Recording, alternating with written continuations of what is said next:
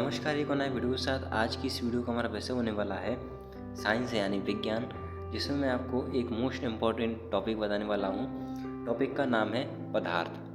पदार्थ के बारे में और इनके जो पदार्थ को बांटा गया है वर्गीकरण के आधार पर, तो कितने भागों में बांटा गया है और कौन कौन से भाग होते हैं, इन दोनों के बारे में भी हम जानेंगे। ठीक है, तो सबसे पहले हम समझते हैं पदार्थ होता क्या है। जब आप जान रहे हैं इन पदार्थ के प्रकार को, तो आपको पता भी होना चाहिए कि पदार्थ होता क्या है। ठीक है, तो पदार्थ को हम बोल सकते हैं कोई भी एक वस्तु जो स्थान घेरती है और जिसमें भार होता है। मतलब कि ऐसा नहीं है कि छोटा सा भार हो या बड़ा भार हो या ज़्यादा ही उसमें भार हो। मतलब कहने का अर्थ है उसमें भार होना चाहिए। अब चाहे कम वजन हो उसमें या ज़्यादा वजन हो, ठीक है, और स्थान घेरती हो, तो उस चीज़ को बोलेंगे हम पदार्थ। ठीक है, तो ज़्यादातर हमारे आसपास जो चीज़ें हैं वो ज़्यादातर पदार्थ पाई जाती हैं। अब जो पदार्थ है वो वर्गीकरण किया गया है दो भागों में। पहला तो है शुद्ध पदार्थ, दूसरा है मिश्रण। सबसे पहले हम जानेंगे शुद्ध पदार्थ के बारे में। तो शुद्ध पदार्थ वो पदार्थ होते हैं जिनमें तत्व पाए जाते हैं।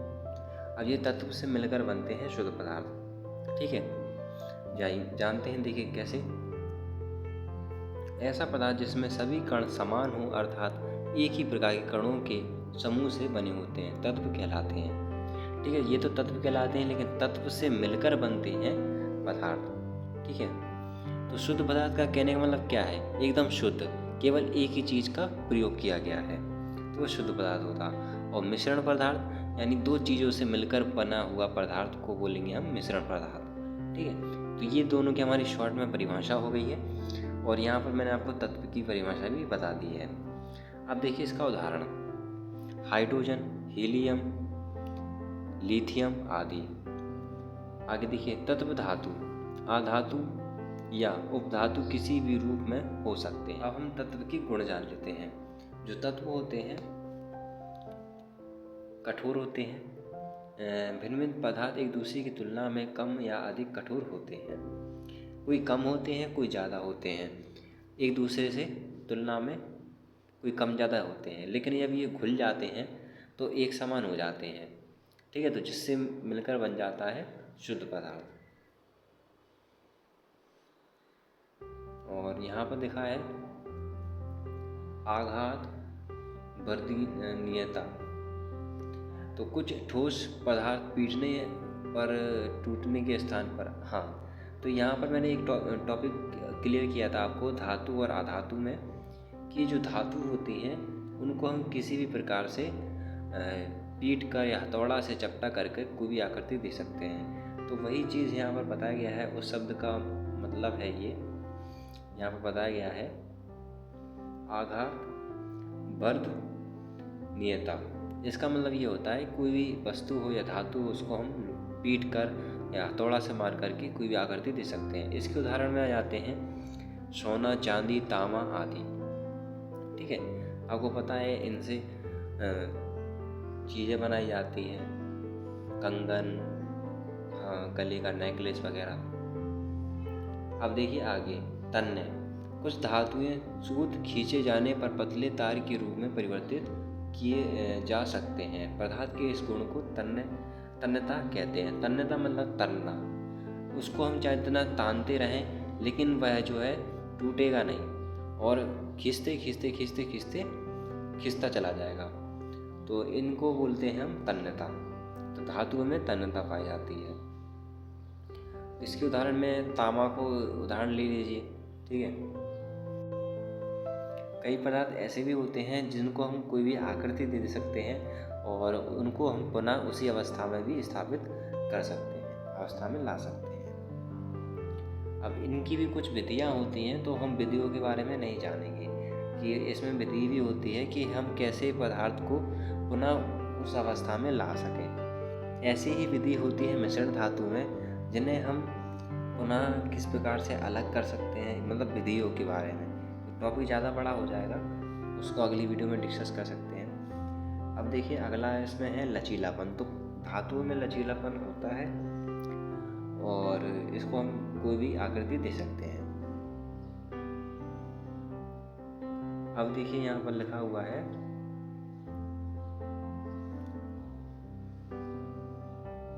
भंगुरता। वे पदार्थ जो भारी दबाव से टूटने पर छोटे छोटे टुकड़ों में परिवर्तित हो जाते हैं, पदार्थ इस गुण को भंगुरता कहा जाता है। ठीक है, तो ये जो आप जब धातु और अधातु के आप डिफरेंस में लिखोगे पॉइंट, तो आप एक शब्द से ही पूरा वर्णन कर दोगे इसके क्या विशेषता को। ठीक है, इसलिए मैं आपको यहाँ पर छोटे छोटे शब्दों का मतलब समझ रहे हैं हम। जैसे तन्यता के बारे में समझा हमने, ठीक है, तो इस तरीके से शब्द का मतलब आप समझ चुके होंगे। तो इस प्रकार से आप पॉइंट लिख सकते हैं कि धातु में तन्यता पाई जाती है, धातुओं में लचीलापन पाया जाता है, इस प्रकार से। तो इसका आप समझ चुके होंगे मतलब भंगुरता का। अब देखिए टॉपिक आ गया धातु और अधातु। इसके लिए हमने पहले जान चुके हैं। अब इसमें जो उदाहरण आ जाता है सल्फर, कार्बन आदि। और हाँ, एक इसमें मोस्ट इम्पॉर्टेंट है, पूछा जा सकता है एमसीक्यू में, जो अधातु हैं वो विद्युतीय कुचालक होती है। मतलब कि अगर हम विद्युत धारा प्रवाहित करेंगे तो एक स्थान से दूसरे स्थान नहीं जा पाएगा विद्युत धारा। ठीक है, तो ये कहलाती है अधातु का गुण है। अब उपधातु में क्या होता है, वे तत्व जो धातु एवं अधातु के बीच के गुण रखते हैं। मतलब कि दोनों गुण रखते हैं, कुछ धातुओं के गुण पाए जाते हैं और कुछ अधातुओं के भी गुण पाए जाते हैं, उनको बोलेंगे हम उपधातु। जैसे जर्मेनियम, आर्सेनिक, एंटीमनी आदि। दूसरा है यौगिक। ये भी अभी टॉपिक चल रहा है शुद्ध पदार्थ में। तो यौगिक में आ जाते हैं जैसे मानव शरीर में औसत मात्रा। अच्छा, तो ये तो वो लिखा हुआ है कि हमारे शरीर में क्या क्या कितना परसेंट पाया जाता है। ठीक है, जैसे oxygen 65%, carbon 18%, hydrogen 10%, nitrogen 3%, calcium 2%। तो ये सारी चीज़ें हैं। यौगिक क्या होता है, जब दो या अधिक तत्वों के परमाणु आपस में निश्चित अनुपात में संयोग करके जिस अणु का निर्माण करते हैं उसे हम यौगिक कहते हैं। जैसे जल तथा ग्लूकोज का मिल जाना। ठीक है, तो ये एक प्रकार से हमारे लिए एनर्जी ड्रिंक बन जाती है हमारे लिए। ठीक है, अब ये भी दो प्रकार के होते हैं यौगिक, कार्बनिक यौगिक होते हैं और अकार्बनिक यौगिक होते हैं। कार्बनिक यौगिक में क्या होता है, कार्बन हाइड्रोजन के व्युत्पन्न इस श्रेणी में आते हैं। और अकार्बनिक यौगिक हाइड्रोकार्बन को छोड़कर शेष सभी यौगिक इसके अंतर्गत आते हैं। अब हम जान लेते हैं मिश्रण पदार्थ के बारे में। जब दो या दो से अधिक पदार्थ परस्पर मिलाए जाएं एवं इसके मध्य कोई रासायनिक क्रिया ना हो तो इसे हम मिश्रण पदार्थ कहते हैं। और मिश्रण पदार्थ को दो भागों में विभक्त किया जा सकता है। जैसे कि पहला हो गया समभागी मिश्रण, दूसरा हो गया विषमांगी। समांगी में क्या होता है, ऐसा मिश्रण जिसमें पदार्थ पूरी तरह परस्पर घुल जाते हैं एवं अंत में एक ही परावस्था प्राप्त होती है, समभागी मिश्रण कहलाते हैं। जैसे कि जल तथा शक्कर, चीनी, या बोल सकते हैं मिठास का पदार्थ। तो जल तथा शक्कर का मिश्रण एवं जल तथा नमक का भी मिश्रण। नमक में मिलाएंगे जल में तो जल जाके था उसी तरीके से प्राप्त हो जाएगा जिस अवस्था में वह पहले था।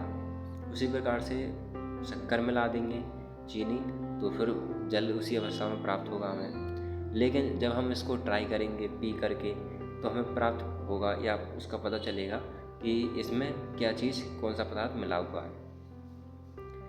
तो इसको बोलेंगे हम सम्मांगी मिश्रण। पता भी न चले और आपने सम्मांगी मिश्रण कर दिया। अब देखिए अगला विषमांगी।